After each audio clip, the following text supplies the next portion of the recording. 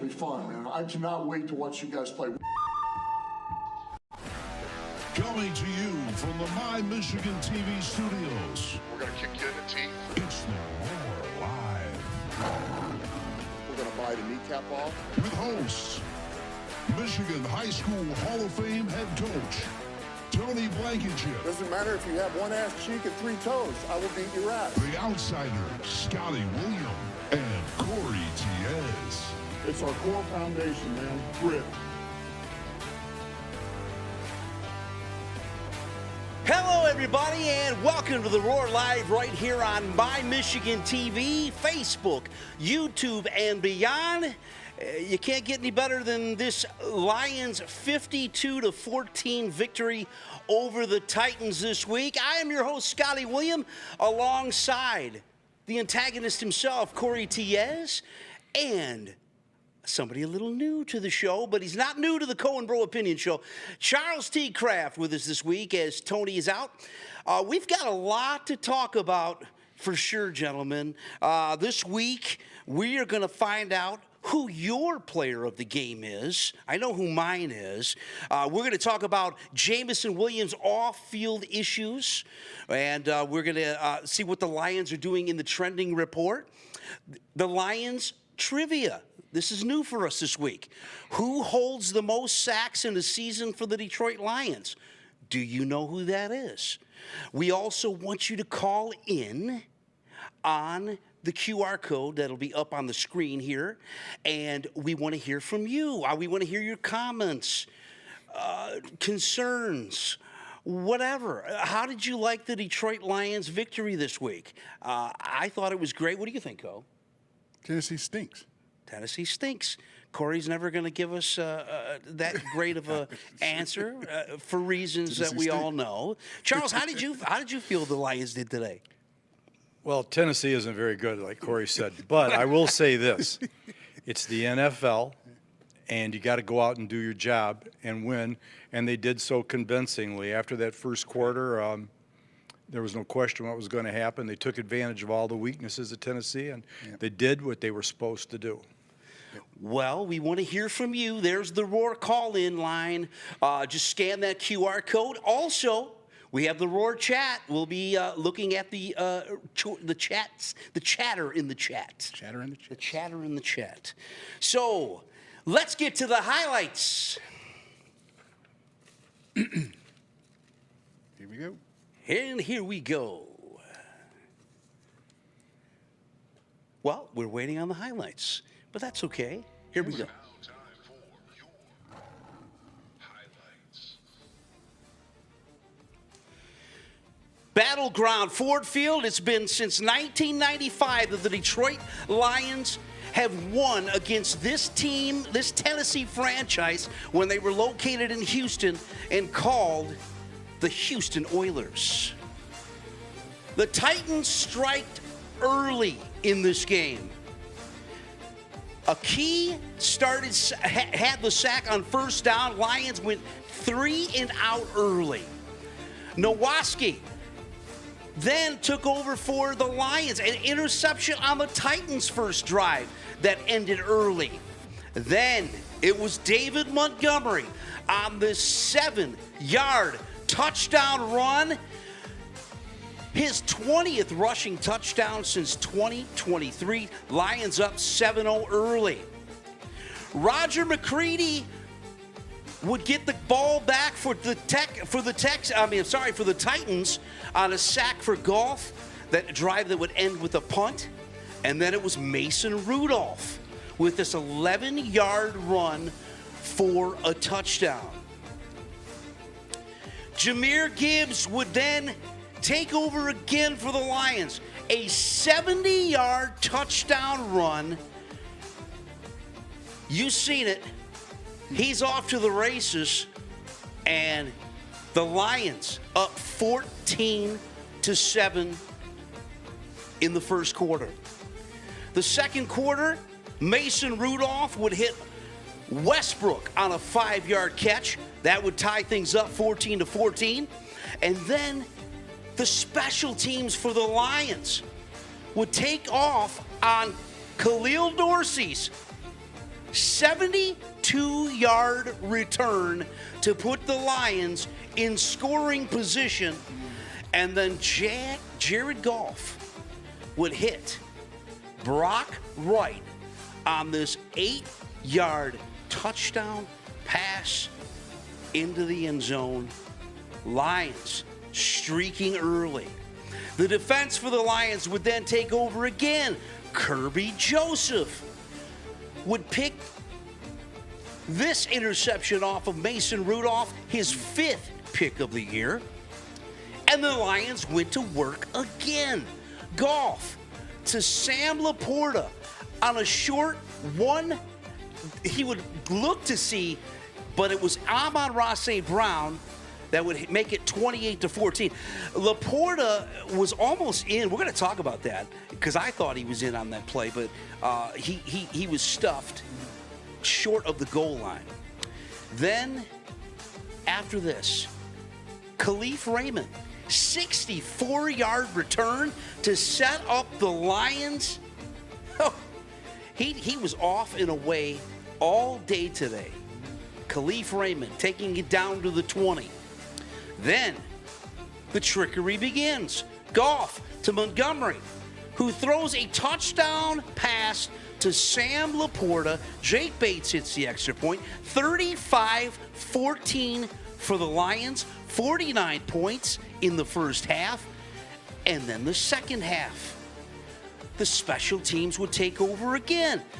Khalif Raymond, 90 yards as he is off to the races.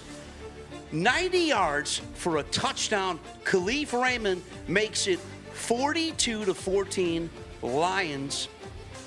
And then, guess what?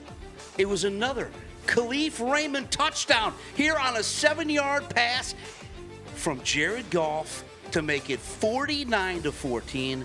Jake Bates hits the extra point. And then Jake Bates says, I will not be denied a field goal in this game, from 51 yards out to make it 52-14. And that's how the scoring ended, gentlemen. 52-14 Lions in a rout over the Titans, and their first victory against this franchise since 1995. Well, that was exciting, wasn't it? The special teams, to me, I think special teams is what really stood out to me today against the Tennessee Titans. Looking at Goff, really didn't throw much. And we also heard from Tony before, if you got to throw a lot, that means you're not doing well. Goff didn't have to throw much today. He let Montgomery and Gibbs, who they threw up a stat today that said when each of those two get into the end zone, they are 7-0. Corey, how did you feel about the special teams today? First of all, shout out to Blank, the Hall of Famer. Got my Michigan gear on for today. They took care of business yesterday in the big house. So shout out to Blank. Special teams, Raymond is probably the player of the game. I mean, if you had to pick one. If I had to pick one, special teams were great. What I liked about today for the Lions is that they beat a bad team, but they beat the team in the way you're supposed to go out and just mash them, just take care of business, put your foot on the gas, keep your foot on the gas, take care of bad teams. Don't even get in a situation where you have to play at the energy of what they bring to the table. They beat a bad team. They destroyed a bad team.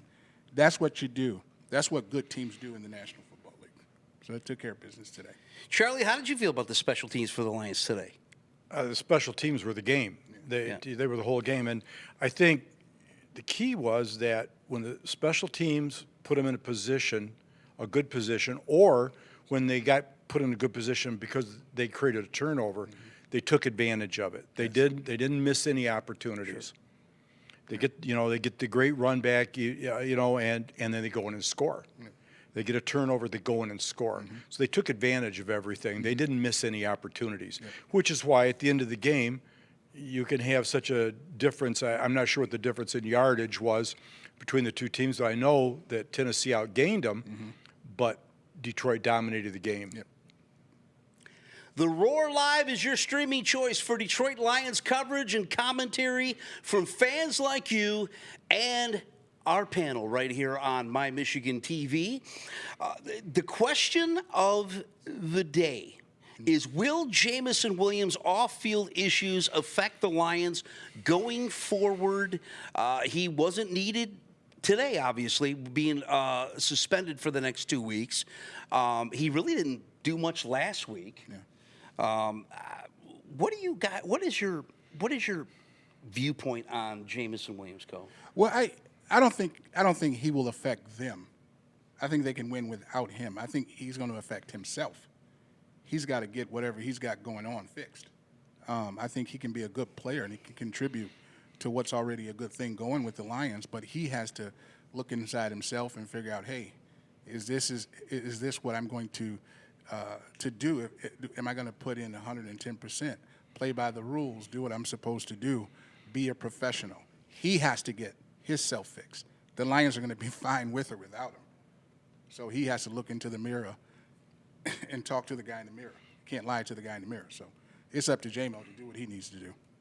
Charles, in keeping with the Jamison Williams thing, you've seen a lot of players in the NFL throughout the past few years get themselves into some major trouble. Is this kind of disturbing to you?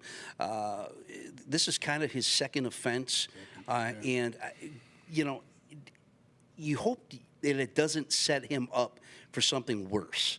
You just seen Josh Reynolds this week getting shot up at a strip club. Former Detroit Lion. Is this the stuff that he's done with the gambling and now with this performance-enhancing drugs? Do you think this is a tall tale sign of things to come from him, or is it just he's just immature? Not knowing him personally and not knowing what his life is off the field, it certainly creates concern. And like Corey says, I think they're going to be okay without him. The Lions. I think they're better with him because when he steps on the field, he's a threat. So because he's so good, he's going to have an opportunity to recover here. This is the NFL. They're not gonna cut him because of this and if they went to trade him, believe me, people would line up to get him. But it's going to be up to him. And you're right. You look at what's happened to some players currently and in the past, how they destroy great careers because of personal decisions, and this is entirely up to him. I think the Lions have the right coach to handle this kind of situation, because I don't think he's going to compromise on his principles. He's going to make it very clear, and I think he's going to be able to communicate with them. But ultimately, it's going to be up to him to decide what he's going to do. And let's hope he does the right thing, because he's a tremendous talent. And Corey, you got to admit, when he's on the field, you got to account for him. You have to. And, the Lions are going to give him every chance to recover. So let's just hope that he can. Yep. You are watching The Roar Live. We want to hear from you right there on the Roar call-in line. Scan that QR code, and guess what? We have one of our favorite callers calling in from East Vale, California. Joey, how are you, my friend? Lions 52-14. What did you think about that, Joe? It was a special teams game for sure, right? They got a chance to take over the game in the second half, and after a shaky start, defensively anyway, they were able to take over the game and put some points on the board and create a point spread that Tennessee just really weren't going to be able to match. I want you to answer this question for me. Do you think Jamison Williams' off-field issues are gonna cause the Lions grief throughout the season? Maybe next year? Okay. Not really. I think it might cause the kid his own issues with contracts and being able to play in the NFL if he continues down that kind of path with scrapes with the law or with the rules of the game. But like Charles was saying, it's up to him to really decide how he wants to go. He seemed to handle it like a man. He took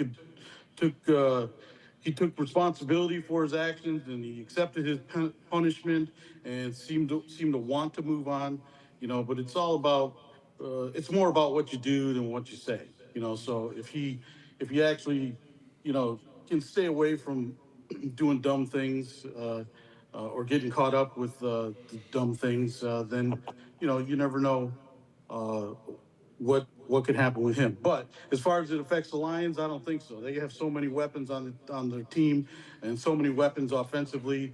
They're going to be okay without him. But he is a threat when he is on the field. So can they go on without him? Yeah. But I'd rather have him than not have him. And I'd rather have him than have some other team have him. So, Joe, who would be your Lions player of the game? You know what? Early, I had two of them.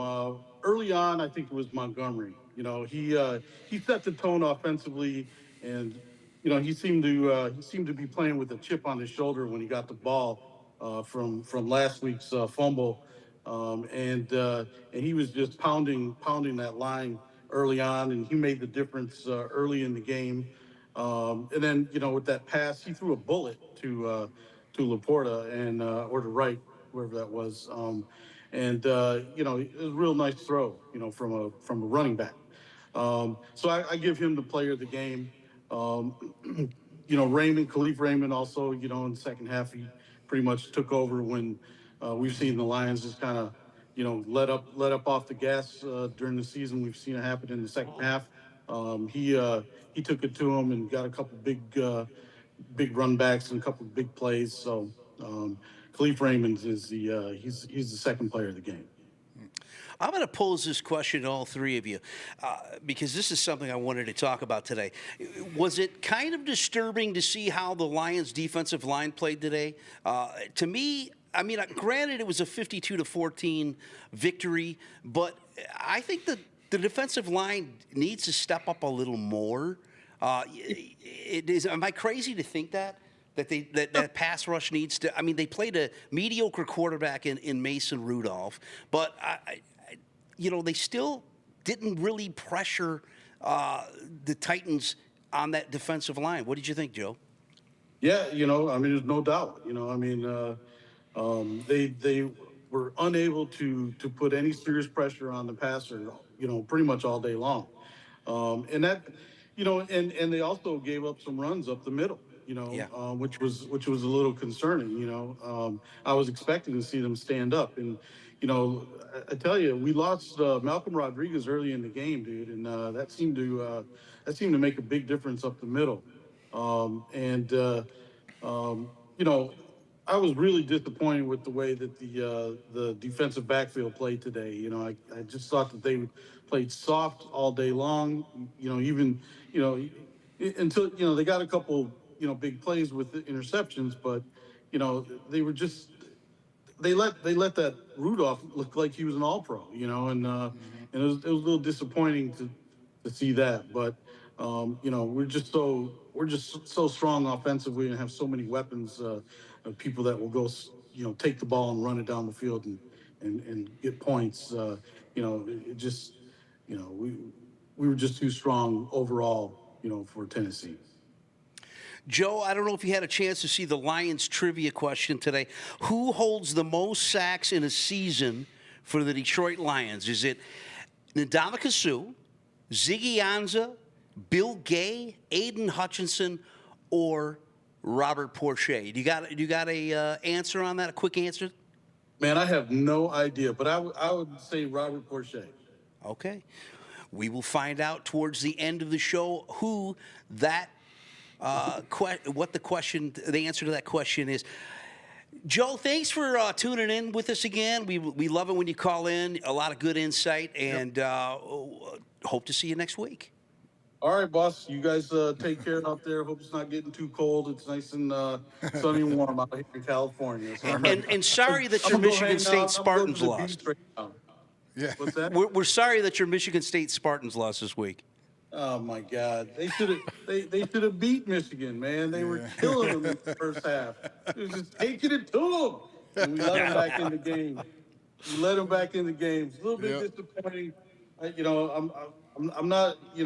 Our quarterback is he's a gifted athlete, but I don't know, man. Long way to He's go. he's not maturing very quickly. So, he gave up some big plays, man. We had a first half lead that we allowed to slip away, and then just could not seem to run the ball like we did in the Right. first half, in the second half. So that was a big part of the game. So you got to give a little bit of credit to Michigan. They didn't just lay down.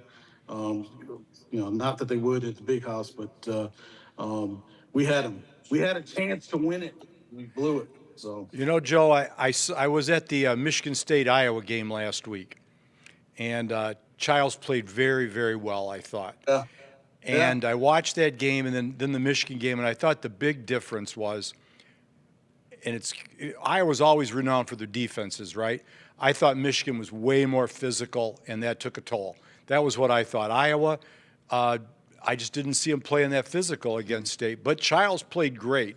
And I'm with Corey over here. I'm a Michigan man, but I'll say this: I think he's going to be a really good college quarterback before this is all said and done. Could be. I think so. I hope you're right. I think they're on the right track there with Smith and the program they're running. And this comes from a Michigan guy. So I agree 100%. I'm glad to see them back on track after some rough years there, a couple years, after D'Antonio. But they got to stop. They got to stop those penalties. They got to figure out how to get that under control. Tell me about it. That's been an ages-long problem. Yep, for sure. Thanks, Joe. We will All right. talk to you next week. Okay. And we had his question. His answer. Robert Porcher. On who holds the most sacks in a season for the Detroit Lions. You are watching The Roar live right here on My Michigan TV, YouTube, Facebook, and beyond. We want you to get in on the conversation, whether it's the Roar chat or scan that QR code, and we'll talk to you face-to-face. Lane Michelle from West Bloomfield says her answer to the question is Ndamukong Suh. We'll find out if that's the right answer. She says, I think Jamison Williams is growing, and with that, there's going to be growing pains. I know we've been kind of going back and forth between Jamison Williams and who the Lions players of the game are.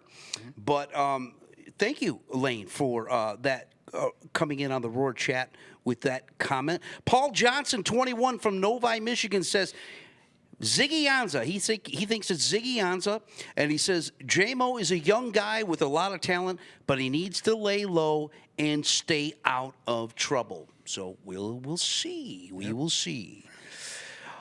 So going back to the game today, I know we talked a little bit with Joe about the special teams. Charles, was there anything that really stood out defensively for you for the Detroit Lions today? Yeah, we were talking during the game, Sure. Scotty, that I felt the defensive line wasn't getting any penetration. There was no pressure on real, and they're a bad team, as Corey has pointed out. But on the other hand, he's an NFL quarterback, and if you give him time to throw the football, they're going to complete passes. And I just didn't think they got any pressure on there, and that kind of concerns me a little bit. Obviously, when you got Hutchinson out there, he attracts a lot of attention.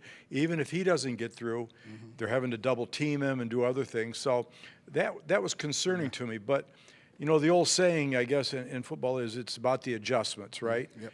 And Aaron Glenn seemed to make the right adjustments to adjust to that. And even though I don't think they got any penetration in the rest of the game, they were able to contain them, which early on I thought this was just going to be a high-scoring affair, both teams.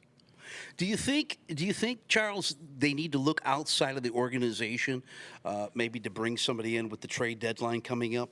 I know a lot of people are falling over saying, hey, we want Max Crosby to come here. I don't know if that's actually a logical fit, and I don't think the Raiders want to give up, to me, a franchise piece to their defense. Who else out there? What do you guys think, Cole? I mean, who else out there that they could bring in if they decide to go outside the organization? I don't know. This is why Brad Holmes gets paid to do what he does. I don't know. You forget about Crosby. He's not coming. And I don't think Garrett's coming either. So I don't know what he has in his bag of tricks. But this front, I thought they were average with Hutch. Now they're below average.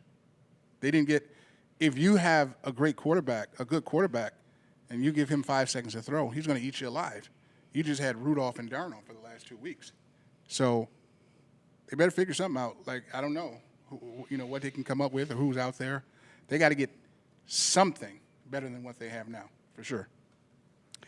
Monica Sarin from Canton, Michigan. Go Lions. I pick Sue for the question.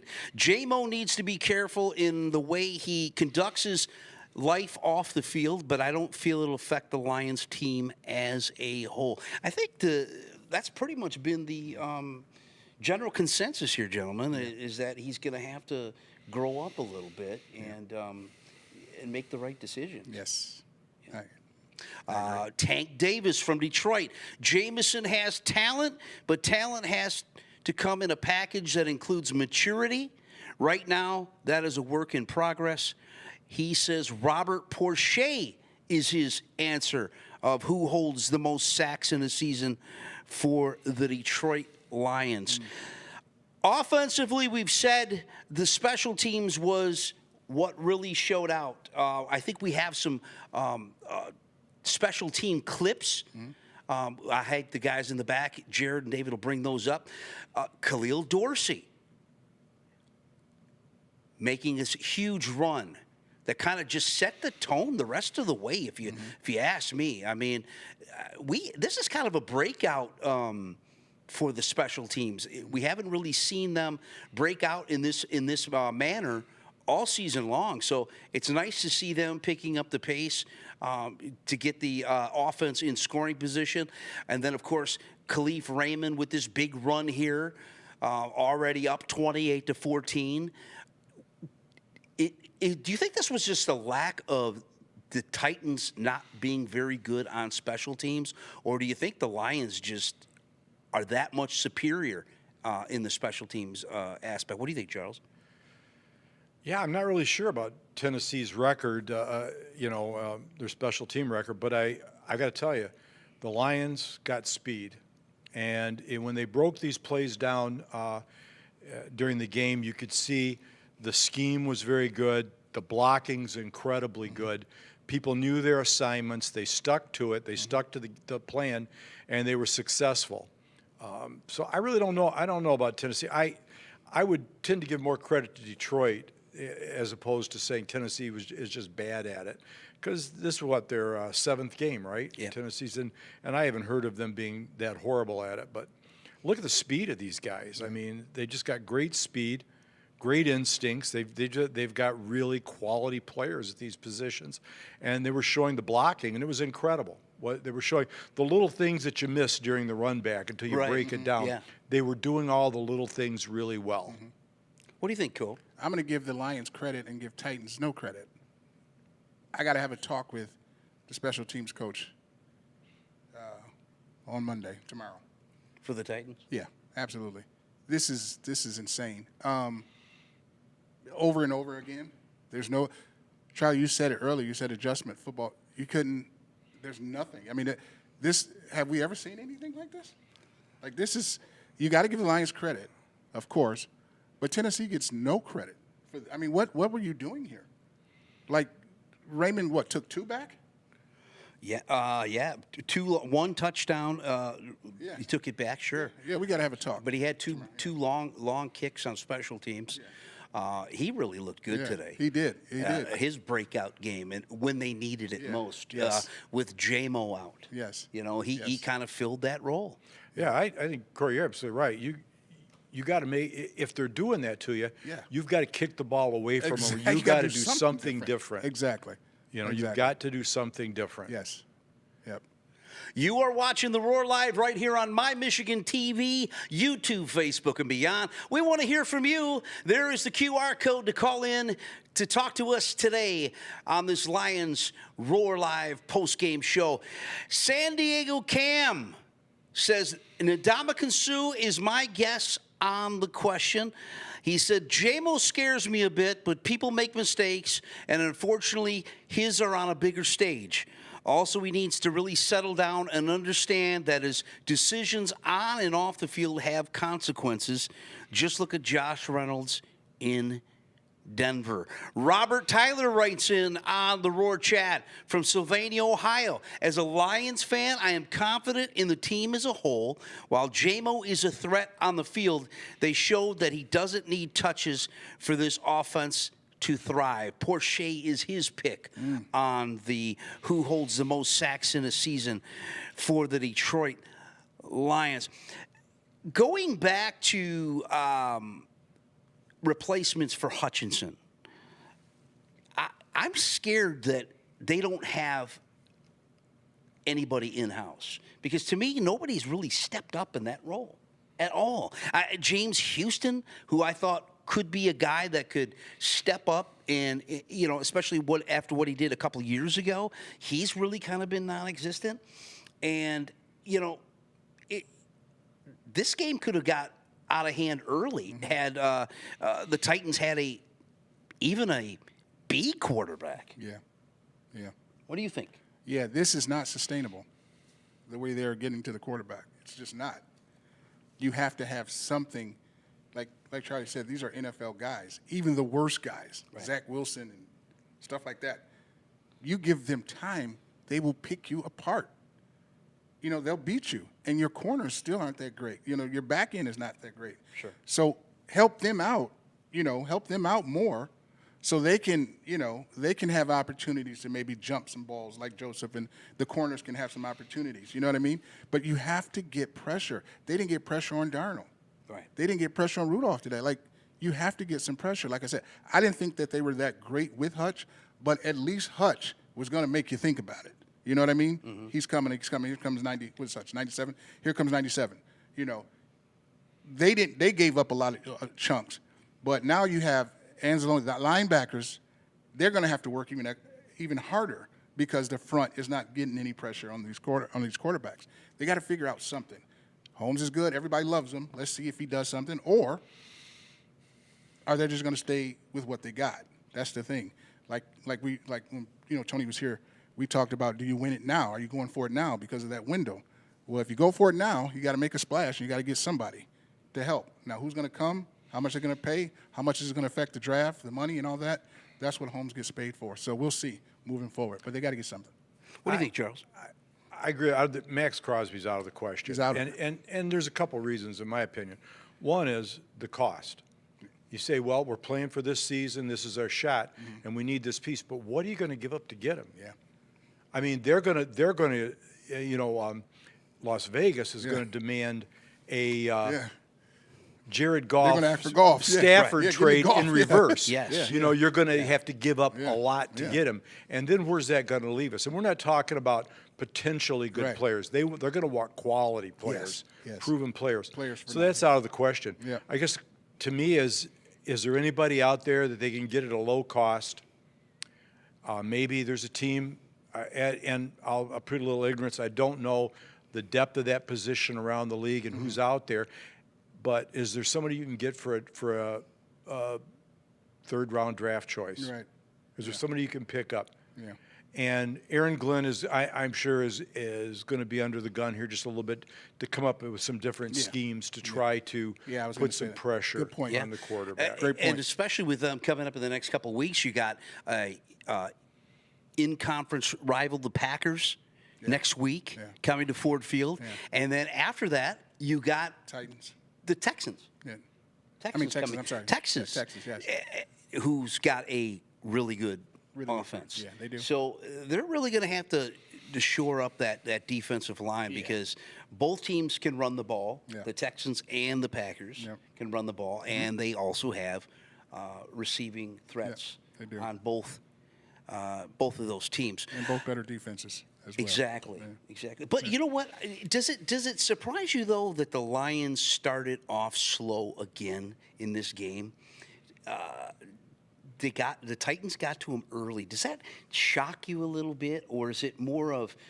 Do you think it's more the Lions trying to get into a rhythm and they just because you seen last week Van Ginkel got to them early in that first drive, and this week the Titans got to them early in that first drive. Is that shocking to you? No, I just think the Lions are a rhythm team. I mean, sometimes you come out and you're not quite ready for the first play or second play. I don't think so. I think that's not anything to worry about because their offense is so potent. So I just think you're going to have that. It's 17 games, 17-game season. So you're going to get that slow start here and there. But as long as they can recover in the way they do and score like they do, they'll be fine with it. I'm not worried. That's not an issue. I agree. How many games have you watched where the underdog comes out and scores first? And not only in the pros, but in Division I football, college football. Yep. They go, oh my gosh, Rutgers scored the first touchdown. Yep. They're up 7-0 over Ohio State, and the final score is 49-10. Right. Exactly. You know, it is. They come out. They've got a game plan for those first couple drives. The other team, as we were saying, in-game adjustments. They make some adjustments. They start taking away those plays and forcing you some of this. Because I noticed with Rudolph there that later in the game he was throwing the ball to nobody. Yeah, absolutely nobody. Just throwing, and so somewhere they made an adjustment to cover that. Yeah. So, that I always say the first couple drives, don't pay any attention to it. Yeah. And we're talking, hey, you watched the Michigan game last night. If you watched that first quarter, after I saw those stats in that first quarter, I thought they're gonna blow Michigan out of the stadium, and it turned out to be something different. Yep. And just like Blank says, shout out to Blank. He always says, you're going to get everyone's best shot. The Lions are the hunted. Yep. Yeah. So everybody's going to come out with, voila, we're coming. We want to beat you. Since you're the Lions, like you said, you are the hunted now. So they got the offense. They'll be fine. Isn't this a nice feeling, though, to sit here and nitpick a little bit? Yeah. After all those years, like a few years ago, we'd be saying, they won by what? 52-14? Yeah. Oh, this is phenomenal. We wouldn't look at anything. Yeah. Now we're looking at little things. Yeah. Forget, hey, they shut them out they got 14 pretty quick. Yep. They got nothing. Yeah. After that. Now, true, they turned over the ball and a few other things, but hey, the Lions were out there forcing turnovers, So it's a nice position to be in, to be nitpicking a little bit. Exactly. Exactly. You are watching the Roar Live right here on My Michigan Television. The question of the week is, will Jamison Williams' off-field issues affect the Lions going forward? We've heard from a few people on the Roar chat. Everybody's in the same boat when it comes to that. I think everybody has the same opinion that he's going to have to grow up a little bit and just conduct himself a little better. I would be surprised, though. I'm just surprised. I should say this. I'm surprised the Lions haven't maybe counseled him. I mean, they probably have. Well, yeah. But you'd think that somebody could step up and be like, hey, man, you can't be out here roaming the streets at night, because that's a recipe for disaster. Well, yeah. I think Campbell has. I think Amon-Ra has. I think they have. These guys love each other, and they play hard for each other. He's just a young kid, and that's no excuse for it, because, this is – maybe it's in his DNA that he likes to do things off the cuff. But he can't do that because now you're professional. And then your quarterback, you lose trust. He doesn't – now you're getting to one of those things where your teammates don't trust you. We just told you not to do this, and you're doing it again. I think they have counseled him. I think that's Campbell, that's his thing. Sure. So I think he'll be okay, but he's got to want to do it himself. We can't do it for you, Can't do it for you. The Lions trivia question of the game is this. Who holds the most sacks in a season for the Detroit Lions? Is it Ndamukong Suh, Ziggy Ansah, Bill Gay, Aiden Hutchinson, or Robert Porsche. We've had answers. We've had Sue. We've had Ziggy Anza. We've had a few for Robert Porsche. We'll find out at the end of the show what the answer to that question is. Brandy Gibson from Birmingham, Alabama says, great show. Enjoy watching every week. Fresh perspective. Thanks. We appreciate that. Jameson is young and still needs guidance, and I'm hoping that the Lions can find him some help off the field. That was from Brandy Gibson in Birmingham, Alabama. Noah Chase from Seattle, Washington. As a Lion fan, I am not afraid of not having J-Mo on the field, but I am more afraid of his decisions off the field. So many young NFL players getting into trouble, and his answer to the question is Robert Porsche is the season leader in sacks. Who do you think is the sack leader for single season sack leader for Detroit? You have an answer? You got to answer that? Since I never really cared or paid attention to the line, Chris Spielman. I don't know. Well, he wasn't on the answer thing, but so it's not Chris Spielman. What do you think, Charlie? You know, my first reaction to that question was Ndamukong Suh. Okay. But then you got to consider how long people played. And I think of those guys, I think Porsche is the one that played the longest. I think so. Yeah. And he was a great player. And those guys there wasn't a bad player on that list. You know? No. I'd like to have any one of them at their peak back right now. But that would be only on longevity. Porsche, okay. On longevity. Okay. I'm going to go Porsche on that also. Okay. Yeah, if I had to pick, I would say Porsche. I think too. Porsche. Yeah. Porsche. He was He was something to deal with. He was Yes, something was. to deal with back in the day. Yep. So the Lions win 52-14. We had a million highlights, scoring highlights. The big shocker to me was Calvin Ridley went off for 118 yards in the first quarter alone. And then the secondary for the Lions kind of shut everybody down. I mean, defensively, Kirby Joseph was kind of the guy today. I mean, Brian Branch looked good out there. Of course, he didn't get himself a interception, but Kirby Joseph, he got his 5th pick of the year. Anybody else on the defense, Charles or Corey, whoever wants to take it, that really stood out to you defensively? Your guy made some plays. Who's that? Anzalone. That's what I was going to say. I thought he played. Yeah. He always plays hard. I felt the linebacking crew played very good today. Yeah, he played. Yeah, absolutely. He kind of stepped up with that defensive line. Yep. Yeah. Anzalone delivered some big hits. Yes, he did. Big, aggressive, hard hits. Sacks. Had a sack or two, I think. Yeah, Anzalone.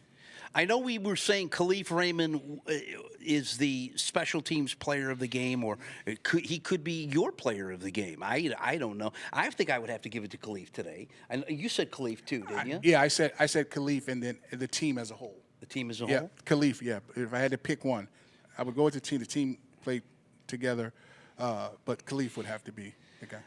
One thing that stood out to me is, once again this week, they went to their bag of tricks, and David Montgomery with a perfect pass to Sam Laporta in the end zone. Each and every week, I think that's been the last month. It's been some kind of a trickery play that's worked for him. Yes. What do you think, Charles? What do you think of that play? I thought it was a great play, and Corey and I were talking during the game, and the beauty of those plays is that the more of them you run and are successful, the more the defense has to concern itself with. You can't. So in this particular case, Montgomery gets the ball. You can't let Laporta go and come up. Right. And we know Montgomery's a load, right? Yeah. So you can't come up because he may throw the ball. The same thing when they bring in and they make these linemen eligible, they report as eligible, a couple guys, you don't know what they're going to do. So you have to account for that. And a lot of teams just don't do it at all, you know. But they seem particularly adept at developing these plays. I'm sure these plays have been run for years and years at various levels of football. Right. But we were talking about granted, the Michigan game ran a similar play last night with Donovan Edwards to Colston Loveland. And you've got to know when you're the defense that they'll do that. And somebody had to stay back with Loveland. They let him go. and it cost them. Yeah. And that's what happened here. Yeah, you got to know the Lions are going to do that. You That's got to what know it, and it just makes your offense that much stronger when the other team doesn't exactly know what you're going to do. Yep. Yep. Looking I at, I know we were talking about stats, and some things can kind of be deceiving. The Titans 417 total yards today compared to Detroit's 225. They had 258 yards in the air, 159 yards on the ground. They averaged 5.9 yards per play. Lions 164 on the ground, 4.8 yards per play. If you were to look at these stats, you would think it would be the Titans 52 and the Lions 14. But the Lions really, when it came down to opportunities, they didn't let anything down. I mean, they took every time they had the ball, they made something happen. Yep. Special teams. Yeah, and you know, we were talking at the end of the first half, that goal line stand where they held them. That was huge. Yeah, I think it was 35-14 at that time. it was. Yeah. So let's say they score. Now it's 35-21, and Tennessee's getting the ball. Right. So if they score then, now it's 35-28. It's a whole different ball Yeah, game. that was big. But they held them there, and they were tough. Yeah. They couldn't pass. They couldn't run it. They couldn't do anything. Yep. And that was just huge. But Yeah, that was a difference. They got down in the red zone area. Tennessee couldn't do anything down there. So that's big. That was a big play. and except for that 70-yard run by Gibbs there, I think every other drive the Lions had was a short field drive, wasn't it? Yeah. Yes, it was. Yeah. Yep. Yeah. And that definitely helps. Yep. Yeah. They played efficient, very efficient. Well, looking at the team that will be taking on the Detroit Lions next week, Green Bay Packers. They were winners today against the Jaguars in Jacksonville, 30-27. And looking at, let's see here, the Commanders are up early, 3-0 over the Bears, but I like to see what's going to happen there in that later Yeah, game. it's gonna be a game. What other games are you looking at, Co, this week? I know you got your Cowboys taking on the 49ers in a late game tonight, 8:20. Is that a big game for you? No, Dallas' season is over. They don't have a roster. So I watch the Cowboys. I'm a Cowboy fan since Staubach. So I'm going to watch them all the time. I'm a Cowboy fan, but I'm still in the reality mode that they have no roster. Now they're going to try Cook tonight, but I'm not always going to watch it. San Francisco, Dallas. The game I'm more interested in is what you just said, Chicago and Washington. Two of the rookie QBs. They're going to go, back and forth. I know Daniels, I think he has a rib injury or something like that, but he's still going to give it a go. That's the game that I really want to, I'm really going to be looking at and see what happens in that game. Because the NFC is going to be a tight race.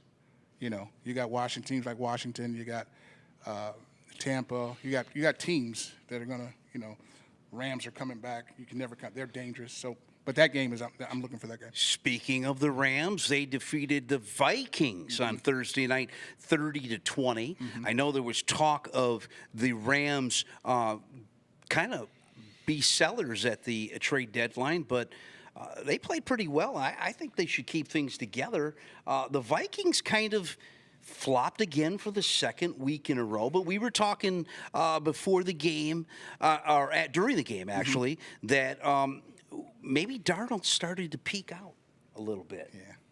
Yeah. Darnold's shown when he went to the Panthers, he had a few good games, but now he's starting to kind of, maybe they're kind of figuring him out. These teams are starting to figure him out. Yeah.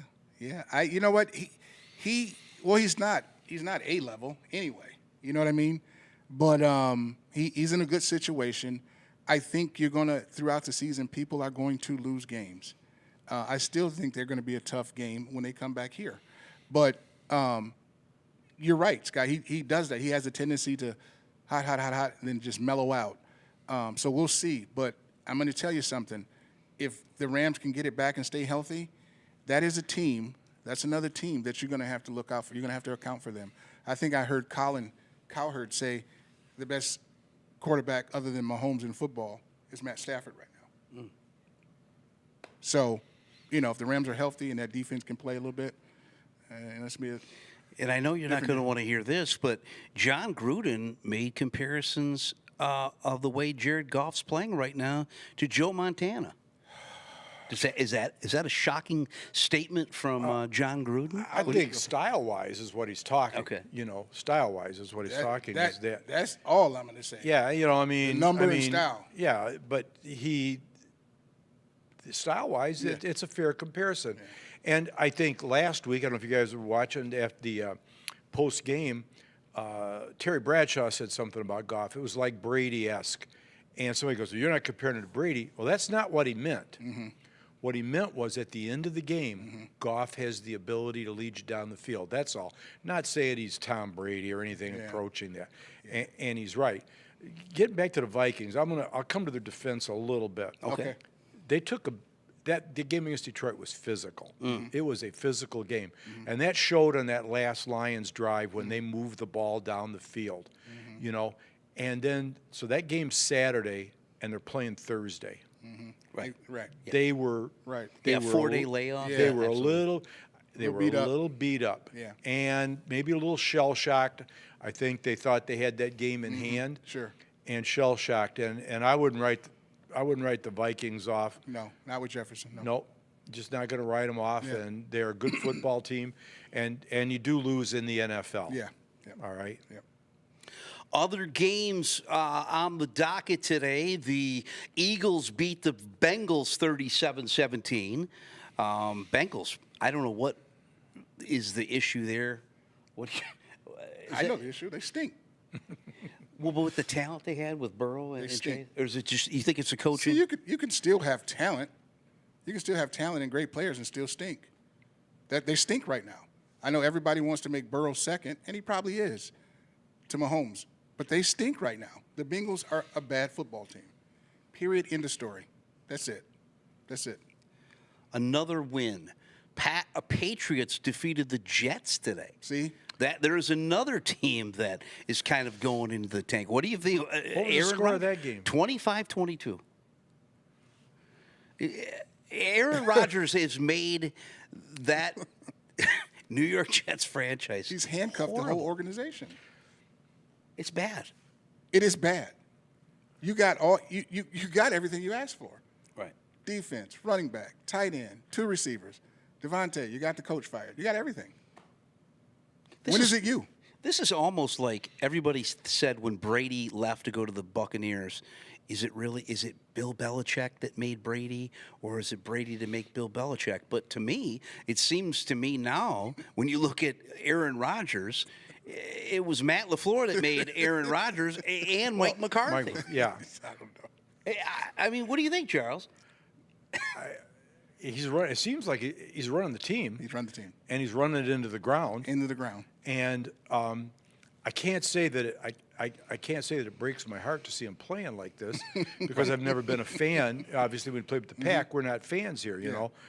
But they're not doing well, and he's 40 years old, right? Which coming off an Achilles, serious injury. Yeah. He's not Tom Brady. No, there's only been one Tom Brady. Okay, that's it. That's it. And he's not. That doesn't mean he wasn't a great quarterback.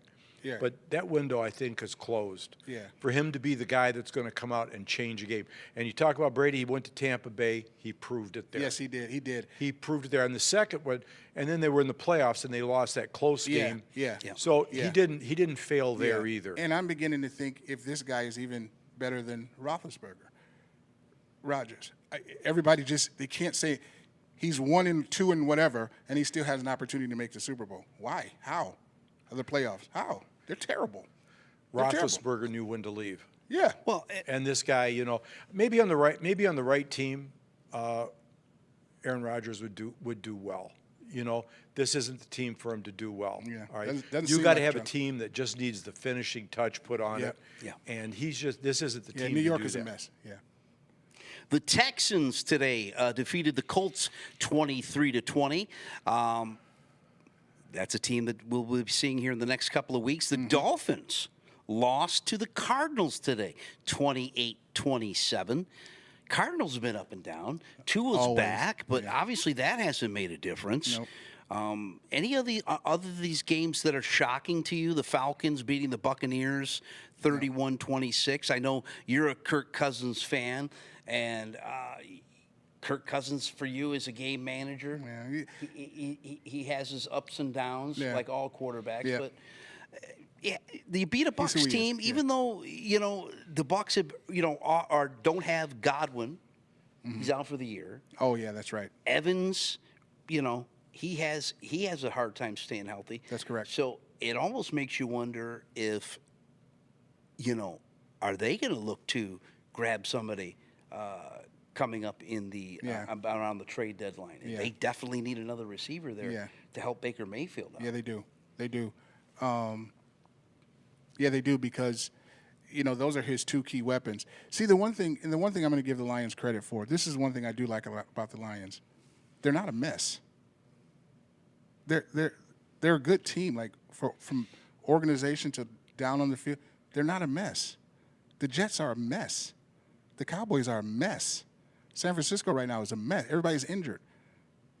Tampa, the Lions have a winning attitude. They have a put the other guy, I'm going to battle with this guy. They're a team. That's the thing. That's the one thing that they have going for them. They know everybody's bought into Campbell. Remember a couple of years ago, everybody was laughing at Campbell and this and that and other at his press conference? Yeah. The guy's proven, I'm not a Dan Campbell fan. I'm not. I think he's a good coach. I don't think he's a great coach. But he has his ship in order. And a lot of other teams don't. And that's where it's going to come. That's what it's He's going a to come down to. dominant personality. Yeah. When he walks in the room, Yep. he's a dominant personality. Yep. And when you think back to teams that have been highly successful, generally the coach is the dominant personality on the team. There you go. Belichick was, even though they had Brady, Yeah. Belichick was a dominant personality. Yeah. And you could think of others historically Yeah. that fit that mold. And he is that. And it's X's and O's, they all know X's and O's, right? I mean, right. and he's got good assistants, Right. but he's able to bring people together. It's leadership. It's leadership. It all comes down to leadership. There you go. Yep. And he's got leadership, and he's the dominant personality of the team. Yep. He's every stadium they go to, people cheer Jared Goff. It's Dan Campbell's football team. Yep. I agree with you there. Looking at next week in the NFC North, the Bears will head out to the desert to take on the Cardinals at a 4:05 start. That's another win. Cardinals played good today, though, Cole. Yeah, and, but it's and beat the Dolphins. I mean, the Dolphins stink, but the next week they'll be down. The Cardinals are this. So I'm looking. It's next week they'll go down. So yeah, Bears will beat them. looking also, the Lions, of course, as we said, will be playing the Packers in Lambeau. Game of the week. Game of the week for sure. Yes. And the Vikings will host the Indianapolis Colts at home. They definitely need a win here to keep pace with the Detroit Lions. Yep. Lions definitely need a win to make sure they gain ground on the Packers, because the Packers have been playing good football as of late. Yeah. And we knew that the North Division was going to be a tough division. And, Yes. and as you see here, the Lions have won the last 5. Green Bay is at 6-2. 2 losses in a row for Vikings, and 4-2. The Bears have won the last 3. That's a tight division. It is very tight. It is very tight. It's a very tight division. It's a very well-coached division. You have good quarterbacks in that division. Not great yet. Good quarterbacks in that division. Great defense with Chicago. The Lions, you know what they need to do. Green Bay has a good defense as well. And the Vikings have a good defense. And it's, like I said, it's still everybody's 6. They're right in there. They've taken over the new toughest division. Used to be the AFC North with Baltimore and Pittsburgh, but now this is the cream of the crop as far as divisions go. Yeah, don't you think, Corey? It's unreasonable to assume that the Lions could go 6-0 against the Bears, the Packers, and the Vikings. It's Yes. unreasonable. It's unreasonable to think any of those two. Well, the Vikings obviously aren't going to do that. It's the question is who's going to win? Who's going to go 4-2? Yep. Who's going to go 4-2 in those 6 games? Yeah. And who's That's the not question. going to lose a stupid game like today's Yeah. game was for the Lions? Yeah. You're not going to lose that game. Right. You know, you're not going to lay an egg somewhere along that's what it's going to come Yes, down to. yes. But it is really, we were talking before, it's kind of refreshing that the NFC North is so powerful. Yes. Kind of like the American League Central Yeah, in baseball. yes, it is. All of a sudden, out of nowhere, hey, All we've three got teams, yeah. 3 really good teams Yep, here, you know? yep. Now we've got, in the NFC, we got 4 Yep, really good football teams. It's going to be interesting. The Lions trivia question of the week is, who holds the most sacks in a season for the Detroit Lions? Is it Ndamukong, Ziggy Ansah, Bill Gay, Aiden Hutchinson, or Robert Porcher? We'll reveal that very soon. Looking at, let's go into this. You have a tell it like it is, don't you? I have a list of. Why don't you I have a list of unleash tell- that on us now, Co? I have a list to tell it like it is with the Okay. Lions. Okay. So again, we said the Lions are Super Bowl or bust to me. Are we right on? Is everybody right on this? I would agree, yes. This is why they're not going. Their offense can keep up with anybody. Their defense can't. This is not sustainable. They cannot win a Super Bowl with this defense. And Goff is the kind of quarterback that he is going to take what the defense gives him. In a big game like the Super Bowl, it's not always that. You got to be a Mahomes, a Montana, a Elway, to take that game over. They don't have the defense like Dilfer had. They're not going to win a Super Bowl, and I'll be really, really surprised if they get back to the NFC Championship with the defense that they have now. And even if they go to the Super Bowl, you're not beating Lamar and Mahomes anyway, because one of those two are going to be the representative. So, Lions fans, that's what it is. That's what it is. That's how it is. Period. You and I know, we all know sitting on this panel that the defense has to be better to win a Super Bowl. What do you think of those comments, Charles? There's no perfect team. Nobody's perfect out there. Everybody's got their weaknesses. And as the season wears on and injuries, you talk about Kansas City. Well, let's just talk about them. So Mahomes gets hurt. What happens then? They don't. So in Baltimore, Lamar Jackson gets hurt. What happens there? They don't. Or we were just talking about Derrick Henry. He's with Baltimore. Ravens. Well, Yeah. if Derrick Henry goes down, that changes the whole game. It does. So, whether they make it there or not, it's going to depend on a lot of factors, I think. I think they can win with this defense because I think they can score enough points, depending on how it matches up. And there's always an upset or two in there, right, in the playoffs. Somebody's capable of playing one great game, but not 2 in a row. But hey, you can't count on being in the Super Bowl just because you were really good last year. They got to go out and earn it. You got to earn it. But there's no perfect team. And I don't know what they're going to do. And I don't know what, this Aiden Hutchinson injury was in terms of Super Bowl, was a significant injury. Yes, it was. Week to week, are they going to be able to overcome it? Probably. But when the big game's there, you want him in there. Sure. You want that guy You in want there. him in there. And that's my concern.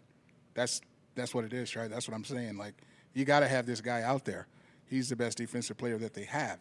So, it's going to be tough, to do this. You can't give these quarterbacks that much time to throw the ball. And I'd agree with you because, to me, nobody has stepped up internally on that defensive line. Yep. So that's a little concerning It is. moving forward in the season. Yeah. I still think the Lions are the favorite to win it in the NFC for sure. Yeah, that's not. Yeah, they're going to win. Next year they're going to win 10 or 11 games or 12 or 13. They're here now. But here now is not Super Bowl. Well, are you guys ready to give just like what seems to be going on is just concede that Kansas City is all that and they're going to be there again? Because I'm not. I'm personally not. They've won, but it has been some tough sledding for them to win. The reason why I'm going to say yes, and I hear what you're saying, they're winning and they look terrible. And now they just added another receiver, and another receiver will come back and get healthy. And it's Mahomes, and they're the champs. That's it. That's the only reason why. Until you beat them, they're who's, that's what it is. Lamar has to get over the hump. The Lions are going to have to get over. Until you beat them, that's it. I agree with that. Until you beat them. Yeah. Yep. You have been watching The Roar live right here on My Michigan TV, YouTube, Facebook, and beyond. The Lions trivia question was, who holds the most sacks in a season for the Detroit Lions? Charlie said Robert Porcher. Who did you say, Corey? I went with Porcher as well. I said Spielman at first, but he wasn't on there, but it's okay. Corey likes to think outside the box. I said Robert Porcher, and what is the answer, guys, in the back? Robert Porcher, 15 sacks. Wow. I would have thought somebody would have had more than that in a season for the Lions. But hey, that's a good number. Yeah. I think Hutch was on his way to getting to that this year. Well, yeah, he has 5 in one game. Right. Jeez. Yeah. So yeah, I think he got. Yep. Absolutely. And like I said, you've been watching The Roar live right here on My Michigan TV. If you enjoy the show, we would love for you to hit that like button and subscribe on whatever your favorite platform is that you're watching on. If you enjoy other Detroit sports like the Tigers, Red Wings, and Pistons, or maybe you're into music, movies, current events, or you just enjoy great interviews from leaders like this guy. He's been on the show. We'd like to talk about the community. Check us out, Cohen Bro Opinion Show, Detroit Talks Variety. You can get us on Spotify, Apple, iHeart, you know it. We would love to YouTube. Yeah, YouTube. We would love to have you guys listen in. We invite you to listen each and every week right here on My Michigan TV for The Roar Live. We'd also like you to get on that podcasting platform and check us out there on for the Cohen Bro Opinion Show. So for Corey Tiez, the agitator, and our buddy here, Charles Kraft, thanks for sitting in today, buddy. Thanks, Appreciate both it. you guys, for having me. Appreciate it. A lot of fun. Thank you. Thank you very much. And David and Jared in the back. I'm Scotty William. Thanks for tuning into The Roar Live, everybody. Catch us here each and every week right after the Detroit Lions. Hopefully victory next week against the Green Bay Packers. We'll see you next time right here on The Roar Live.